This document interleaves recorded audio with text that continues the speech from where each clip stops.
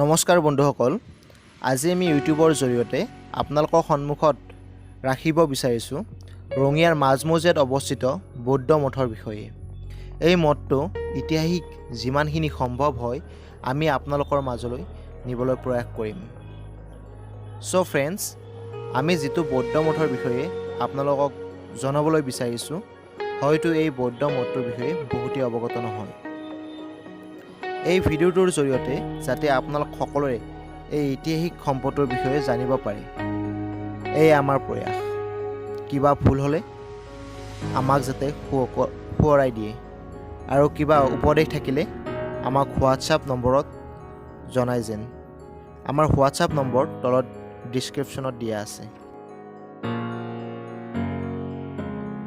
জানিবলৈ পোৱা মতে এই মঠটো 1942 খ্ৰীষ্টাব্দত বনোৱা হৈছিল, দ্বিতীয় বিশ্বযুদ্ধৰ সময়ত। চীন আৰু জাপানৰ মাজত হোৱা এই যুদ্ধত জাপানৰ হৈ নেতাজী সুভাষ চন্দ্ৰ বসুৰ নেতৃত্বত গঠন হোৱা আজাদ হিন্দ ফৌজৰ লগত অহা বাৰ্মিজ সেনাসকলে বৰ্তমানৰ ৰঙিয়া মহাবিদ্যালয়ৰ পথত থকা বাৰ্মিজ ফিল্ড নামৰ পথাৰখনত বাহৰ পাতি আছিল।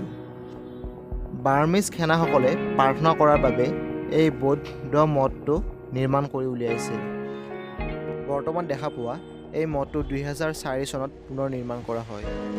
চ' ফ্ৰেণ্ডছ, এই ভিডিঅ'টোত আজি ইমানখিনিয়ে, আৰু এনেকুৱা ধৰণৰ ঐতিহাসিক ভিডিঅ' পাবলৈ আমাৰ চেনেলটো ছাবস্ক্ৰাইব কৰক, লগতে লাইক, শ্বেয়াৰ আৰু কমেণ্ট কৰক। ধন্যবাদ।